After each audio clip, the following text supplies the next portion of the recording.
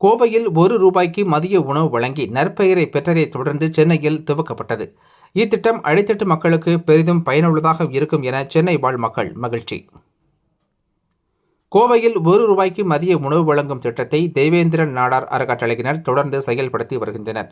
இந்நிலையில் தேவேந்திரன் நாடார் 16வது நினைவு தினத்தை முன்னிட்டு ₹1 உணவு திட்டம் சென்னையில் விரிவுபடுத்தப்பட்டது. சென்னையில் நடைபெற்ற முதன்மை நிகழ்ச்சியில் தேவேந்திரன் நாடார் அறக்கட்டளையின் அறங்காவலர் அகிலேஷ்குமார் கலந்து கொண்டு மலர்களால் அலங்கரிக்கப்பட்ட தேவேந்திரன் நாடார் அவர்களின் உருவப்படத்திற்கு மலர் அஞ்சலி செலுத்தினார். அவரைத் தொடர்ந்து தேவேந்திரன் குரூப் ஆஃப் கம்பெனி நிறுவனங்களின் ஊழியர்களும் தங்களது மரியாதையை செலுத்தினர். இதனைத் தொடர்ந்து தேவேந்திரன் நாடார் அவர்களின் நினைவை போற்றும் வகையில் சென்னை எழும்பூர் பகுதியில் அமைந்துள்ள தேவேந்திரன் இல்லத்தில் நடைபெற்றது. இத்திட்டத்தின் மூலம் ஏழை எளிய மக்களுக்கு தினசரி ₹1 மதிய உணவு வழங்கப்பட உள்ளது. ₹1 உணவு திட்டம் அடித்தட்டு மக்களுக்கு பெரிதும் பயனுள்ளதாக அமையும் என சென்னை வாழ் மக்கள் தரப்பில் பாராட்டுகள் தெரிவிக்கப்பட்டு வருகின்றன.